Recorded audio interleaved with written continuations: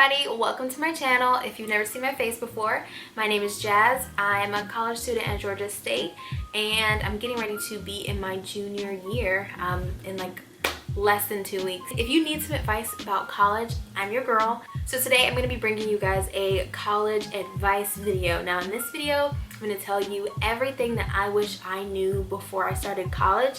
I've got a little list here and I'm just gonna check things off as I go, and hopefully you learn something. I hope that this is insightful for anybody who is getting ready to start in the fall or even thinking about enrolling in college, because these things are highly necessary to know, just so that you're better prepared. I feel like your whole life you're really prepared for literally everything else. You get these movies about how it's just like parties and drugs and no one shows up to class. I just want to give you guys the real deal about what college is actually like. And before I get started, I'm going to go ahead and say it. Subscribe to my channel.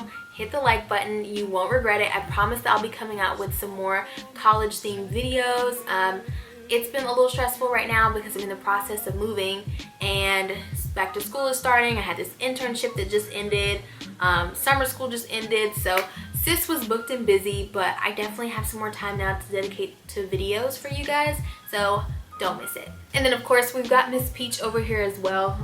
I guess she's taking a nap on my bed. I don't really know. I guess she thinks she sleeps here too. So firstly, I want to touch on expectation versus reality. Now, I wanted to talk about two different expectations that you may have. Now, one of them being, of course, the movies where you've got these wild ragers and, you know, everybody's hooking up and there's so much drugs and no one goes to class but everyone still passes, and that is 100% like for Hollywood. That is 100% not true. Like, that's not what college is. College is supposed to be fun. You're supposed to have a good time. You're supposed to get a little wild sometimes, but it doesn't mean that you can do like the bare minimum and skate by. Like, that just doesn't really happen. You can't go to a party every weekend and think that you're only going to study 10 minutes before the test and get a good grade. That's just not what's going to happen. You have to actually try. The second expectation I think you guys may have would be coming from like YouTube. So you've got your bigger YouTubers who do their college content and they go to like the cute little cafes and they take their planner and it's all organized and, you know, they bullet journal and everything's just so cute and so aesthetic and all of that. When in actuality, yes, you may have the time to do those cute little things, but at the same time, don't feel like you have to go out and spend money to be in a good, studious headspace. You can definitely get the same amount of work done on your kitchen floor. Like, you don't have to go to Starbucks or go to some trendy cafe near you and spend $8 on a cappuccino just to say that you went and take a cute Instagram story. All of that like big convoluted sort of Instagram social influencer mess, you don't have to do that.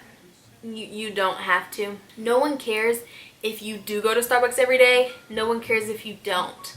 Don't feel like that's the expectation for you. Now granted, sometimes if you live on campus or you're in between classes, that may be the only quiet place that you feel comfortable studying. Don't feel like you've got to like dress up and get your tripod and your selfie light together before you get down and study. Like, it's not that deep. So the reality of college is it's going to be fun. You're going to drink lots of coffee. You are going to make some good friends. Just keep in mind that your life is not a lifestyle vlog, and it is also not like some big Seth Rogen movie. Like, that's just not what it is. My second tip here for you guys would be to make friends. Now, this is a lot easier said than done. When you're in high school, a lot of these people you grew up with, or you see them 5 times a day for like 8 hours a day because you all have the same classes.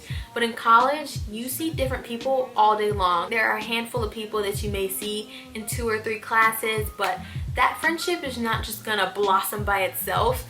You've got to go down and you've got to plant that seed and you've got to water it yourself. You can't just expect people to walk up to you and want to be friends. You have to push yourself and you have to get out of your comfort zone, and you actually have to get up and talk to people. Like, who would have thought that in order to make an adult friend, you'd have to talk? I highly recommend making friends with at least one person in every class, just so, you know, if you need the notes for the day, or if you need someone to sign your name on the roll because you're going to be a little late, or literally anything at all, you at least have one person in your class that's got your back.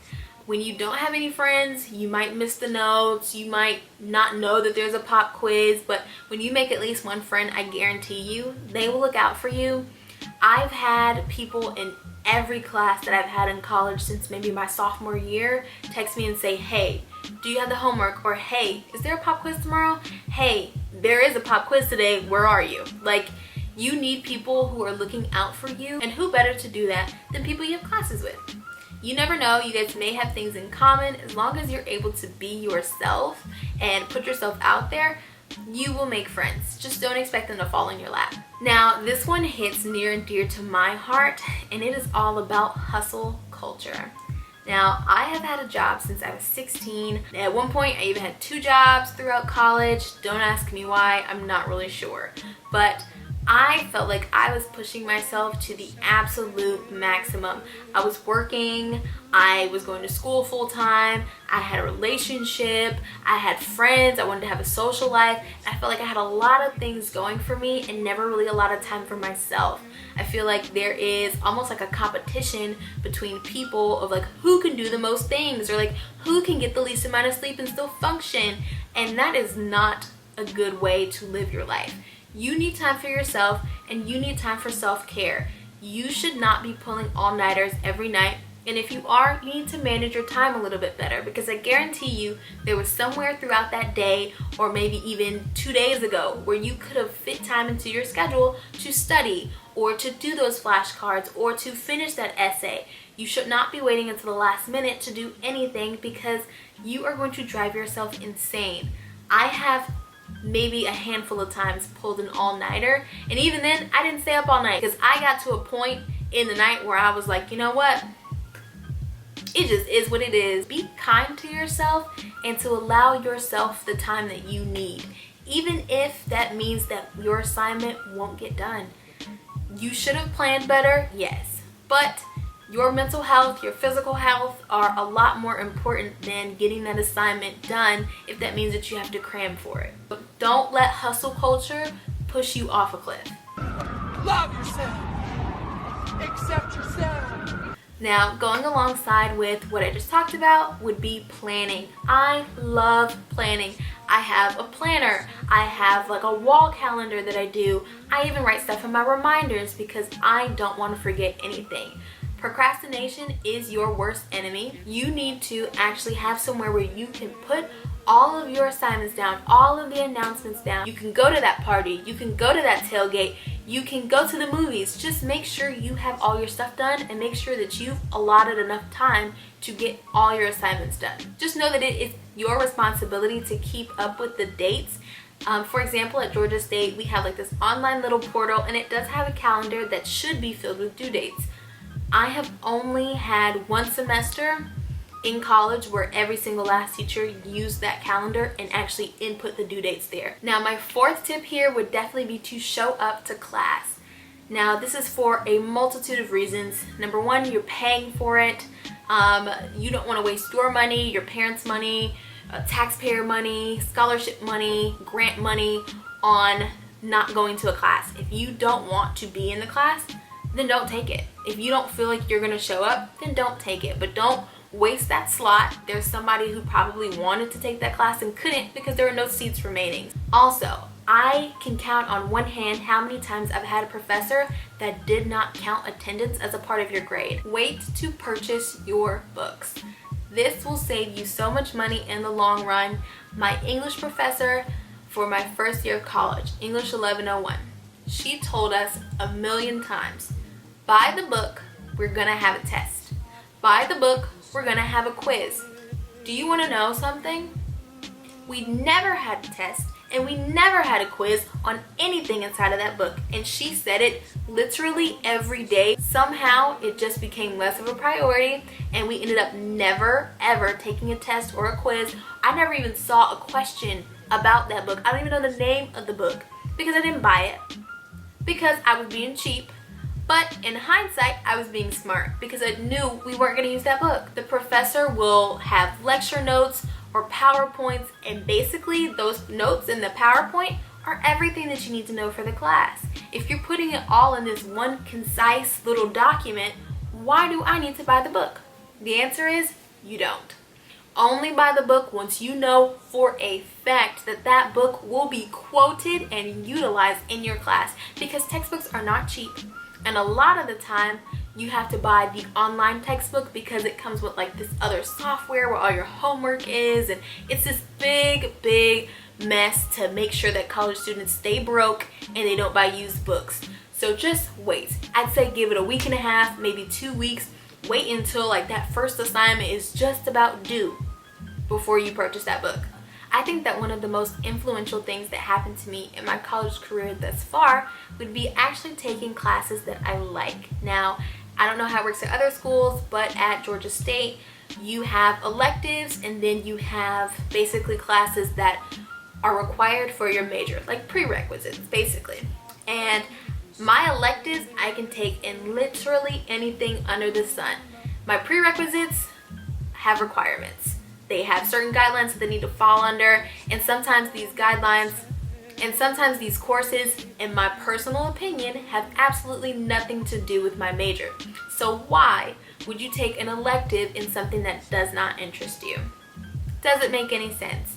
So I challenge everybody who is in college and needs to take an elective to find something that they actually like. Now, I know sometimes when you get down to the nitty-gritty, you just need something that fits into your schedule. But if you can, try to research some classes or some professors. Reach out to your friends and see, hey, you know, what classes did you love? What professors did you love? And actually take time to invest in what your schedule can be, so that way you can actually enjoy learning about new things. For example, I took this Intro to Women's Sexuality class, and it was the best thing to ever happen to me. I absolutely loved the professor. I loved the course. I loved the content. I loved all the things that we had to read, and that class never felt like a chore. Doing the assignments and reading like 8-page dissertations about things never felt like a chore, because I was learning and I was interested. Perhaps there are some things in college that you just always wanted to know about. Anthropology, sociology, things like that. Things that you never really had the exposure to in high school. So now is definitely the time to jump right in. My last and final note here is to take class seriously. Once your GPA takes that nosedive, it is hard to get that plane back up. It really is. I know this firsthand. I took an art appreciation class that completely obliterated my GPA. I just was like, whatever, like, it's art, doesn't really matter, it doesn't apply to my major, it's just an elective. No, nay, I say. Nay. I am still recovering from that, and that was either last summer or the summer before that. So just please keep in mind that your GPA does matter, especially if you have scholarships or grants, loans. You can lose those things because your GPA no longer meets the requirements. I know that it's not always possible, but do what you can, damn it. Do what you can. Those extra credit assignments, they may not seem like much, but sometimes they will go a long way. I feel like that is pretty much all that I wanted to share with you all. I hope that this was insightful and that you learned something. Hopefully I inspired somebody to do something differently, even if that means I just, encouraged you to buy a planner from Walmart. I just want to make sure that people don't make the same mistakes that I did or that my friends did. Thank you so much for watching this video. If you like my face and you want to see more of this kind of content, then make sure you give this video a like and subscribe to our channel.